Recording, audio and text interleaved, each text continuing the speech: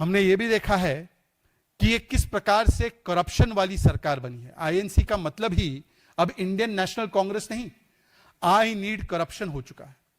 और ये करप्शन का ही कल्यूजन और पूरी तरह से एक नेक्सस है, जिसके चलते सेंट्रल जेल हो या दर्शन का केस हो, जिसमें कि हमने देखा किस प्रकार से वहां पर भी वीवीआईपी फैसिलिटी दी जा रही थी, या कलबुर्गी जेल का केस हो जहां पर वीवीआईपी पार्टी चल रही थी जेल के भीतर।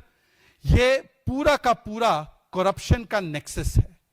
और इसीलिए आज कर्नाटका में इस सरकार के करप्शन का एक और प्रमाण ये जेल के भीतर वीवीआईपी फैसिलिटीज जो दी जा रही है वो भी है।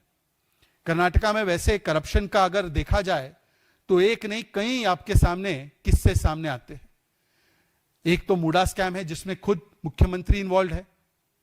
दूसरा है वाल्मीकि स्कैम जिसमें कर्नाटका के मंत्री इन्वॉल्व थे, पर वाल्मीकि स्कैम में भी किस प्रकार से मंत्री को बचाया गया। फिर उसके बाद हाउसिंग स्कैम जिसके बारे में स्वयं कांग्रेस के ही विधायक ने बताया। लिकर स्कैम जिसके बारे में लिकर वेंडर्स ने खुलासा किया। कॉन्ट्रैक्टर्स के विषय में घूसखोरी और स्कैम जिसके बारे में लेटर लिखकर बताया कॉन्ट्रैक्टर्स ने कि 30,000 करोड़ की बकाया रकम बिना घूस के कांग्रेस की सरकार रिलीज नहीं कर रही है। सैंड माफिया स्कैम जिसके बारे में सीएम के एडवाइजर ने बताया।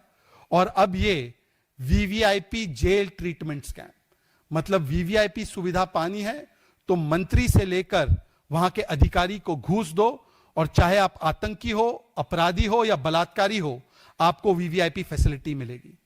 और इसीलिए आज केवल बयानबाजी से नहीं, कमिटी की बातों से नहीं, आज सवाल यह बनता है कि क्या सीएम सिद्धरामैया जी और एचएम मिस्टर परमेश्वर जी अकाउंटेबिलिटी रहते हुए इस पूरे मामले पर अपना इस्तीफा देंगे, क्योंकि बिना उनके नेक्सस के, बिना कांग्रेस के समर्थन के हाथ के, बिना कांग्रेस के एक्टिव समर्थन के, बिना वहां की सरकार के कल्यूजन के, इस प्रकार से आतंकवादी को, बलात्कारी को और अपराधी को वीवीआईपी सेवाएं नहीं मिल सकती।